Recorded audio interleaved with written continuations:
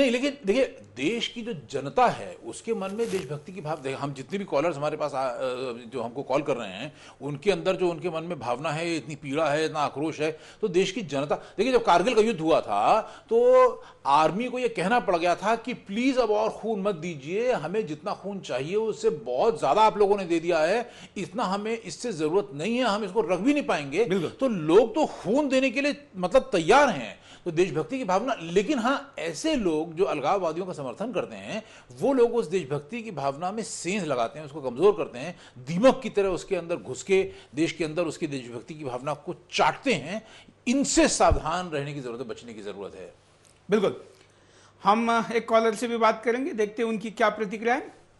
Hello जी, मैं सुनील सिंह बोल रहा था। कहाँ से बोल रहे हैं? मैं खंडवा एमपी से बोल रहा हूँ। हाँ बोलिए सर, मैं ये कह रहा था कि क्या ये कश्मीर में जो चल रहा है, लास्ट टाइम पिछले एक सीएम ने ये भी कहा, वंदे मातरम पे भी प्रतिबंध लगाने की बात कही थी, अब ऐसा हुआ है, इसमें अनुराग ठाकुर जो कर रहे हैं, क्या ऐसा नहीं लगता कि ये देश हित में ठीक है, ऐसा किया जाना चाहिए? मतलब तिरंगा लगाना जरूरी है, ऐसा आप कह रहे हैं? हाँ हाँ, मेरे हिसाब से तो धन्यवाद। हम तो यही कह रहे हैं कि ये कहा जाता है कि बिल्कुल। बल्कि मैं तो एक बात और भी इसमें जोड़ना चाहूंगा सुनील जी की बात में, कि देखिए सिर्फ जो कश्मीर हमारे पास है इस वक्त, सिर्फ वही हमारा अभिन्न अंग नहीं है, हमारी पार्लियामेंट का यूनैनिमस रेजोल्यूशन है, यानी कि हर सदस्य ने वोट दिया, पार्लियामेंट हर पार्टी के हर सदस्य ने वोट दिया कि जो पाकिस्तान के कब्जे में गैर कानूनी तरीके से जो हमारे कश्मीर का हिस्सा है वो भी भारत का अभिन्न अंग है और वो भी हमको मिलना चाहिए। तो मतलब जो कश्मीर इस वक्त हमारे पास है वो तो है ही है हमारा, वो जो पाकिस्तान के नाजायज कब्जे में वो भी हमारा है। बिल्कुल।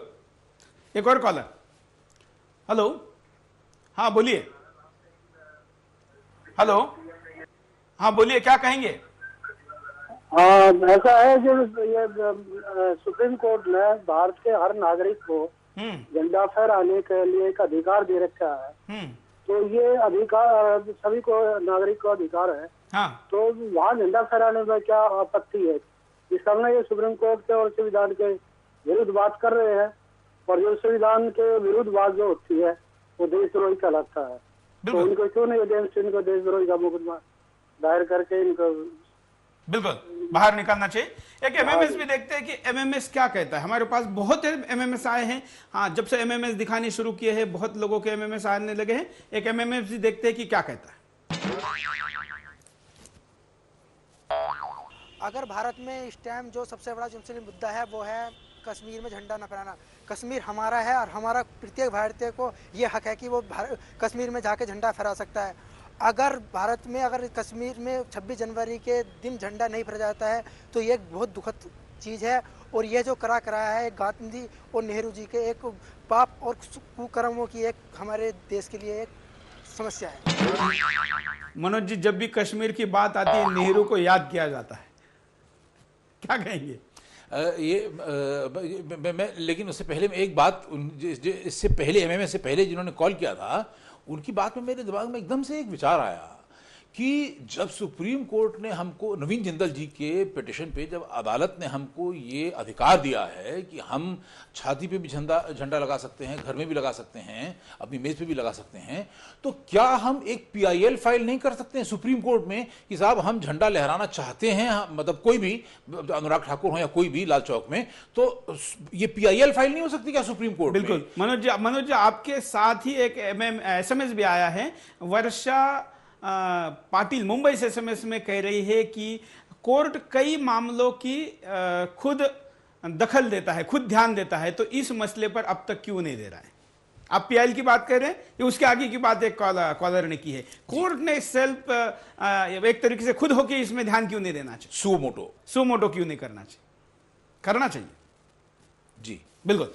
एक और कॉलर हमारे साथ जुड़ने जा रहे हैं, उनके साथ भी बात करेंगे। साथ साथ में हम आपको और भी प्रतिक्रियाएं दिखाएंगे। उन प्रतिक्रियाओं के साथ एक कॉलर से बात करते हैं। हाँ बोलिए, आपका शुभ नाम बताइए और आपकी प्रतिक्रिया बताइए। हेलो, नमस्कार।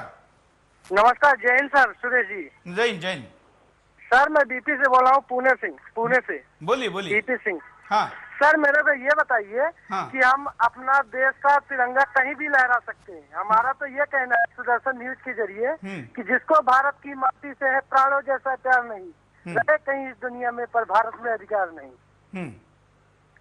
समझे सर? और उमर अब्दुल्ला को ये चाहिए, ये अपने राष्ट्रपति प्रतिभा पाटिल को चाहिए कि उसको राष्ट्रद्रोही घोषित करे और सीधा फांसी पे लटका दिया जाए। यहाँ तो पार्लियामेंट के ऊपर हमला करने वाले को भी अभी फांसी नहीं हुई है। उमर अब्दुल्ला का सजा सुनाने के बाद भी इतना दूर का नंबर रहेगा कि आप उनका बेटा भी मुख्यमंत्री बन जाएगा। उनको क्या पता? वीर अब्दुल हमीद से पूछो, भगत सिंह से पूछो, चंद्रशेखर आजाद से पूछो, कैसे आजादी हमको मिली है, उनको क्या पता है? बिल्कुल सही कह रहे हैं, बाप के गद्दी पर बैठे। उनसे पूछो कि जिन्होंने गोली खाई है आजादी के लिए। बिल्कुल, नहीं तो ये भी किसी के अंग्रेज के घर में झाड़ू लगा रहे होते। बिल्कुल सही कह रहे हैं। धन्यवाद, बहुत अच्छी प्रतिक्रिया। बात करें देश के तिरंगे की, हमारे राष्ट्र ध्वज की और उसके अपमान की। देश की प्रतिक्रिया बिल्कुल आ रही है। उमर अब्दुल्ला के पक्ष में अब तक किसी कश्मीरी ने भी कॉल करके अपनी प्रतिक्रिया नहीं दी, क्योंकि कश्मीरी भी बिंदास बोल में हमेशा कॉल करते हैं। सारा देश फारूक अब्दुल्ला और उनके बेटे के इस निर्णय के खिलाफ है और केंद्र सरकार के इस निर्णय के खिलाफ है कि केंद्र सरकार ने फारूक अब्दुल्ला को कहा है और उनके बेटे को उमर अब्दुल्ला को कहा है कि आप विरोध करिए, हम आपके साथ हैं। हम आपको यहां पर एक तिरंगा फिल्म का एक शॉट दिखाते हैं कि क्या कहता है।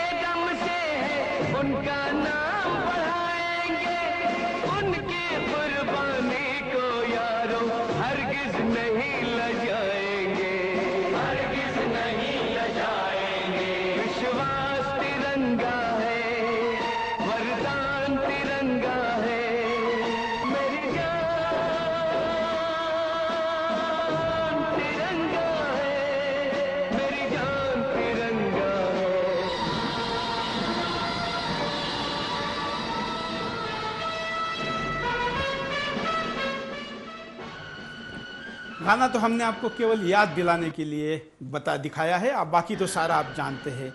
हमारी ये जान है, हमारी ये शान है, हमारी देश की ये मान है, लेकिन फिर भी ये झुक रही है क्योंकि उमर अब्दुल्ला जैसे मुख्यमंत्री देश के किसी राज्य के मुख्यमंत्री बने हुए।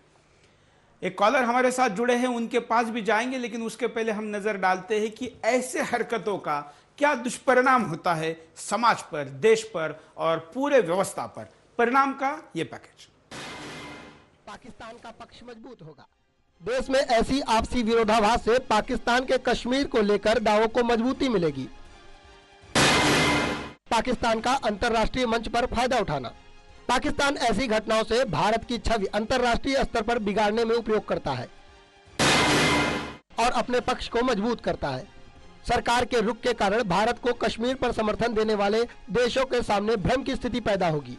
कश्मीर को देश से अलग बताने वाले लोगों के ऊपर उचित कार्रवाई न करके सरकार एक तरह से उनका समर्थन कर रही है और इससे कश्मीर मामले को लेकर समर्थक देशों के सामने हमारा पक्ष कमजोर पड़ेगा।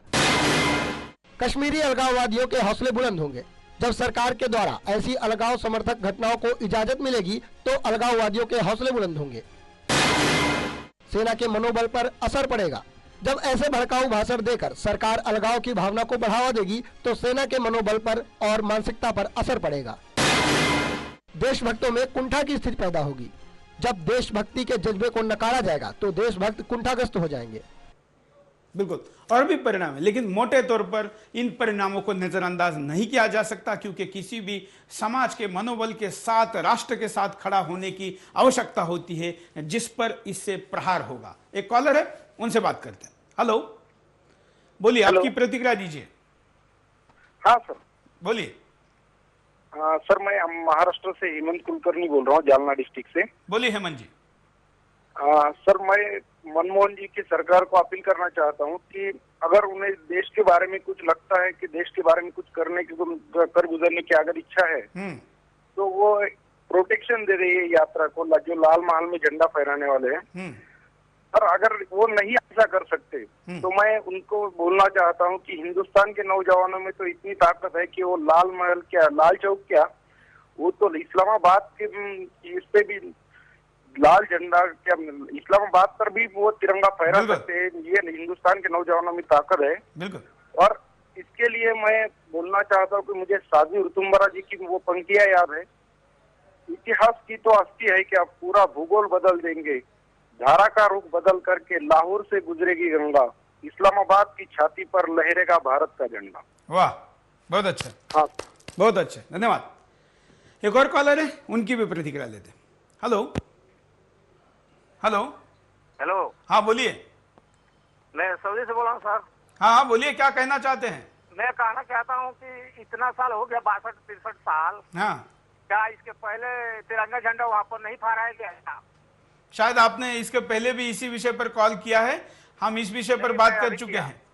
नहीं, अभी मैं किया।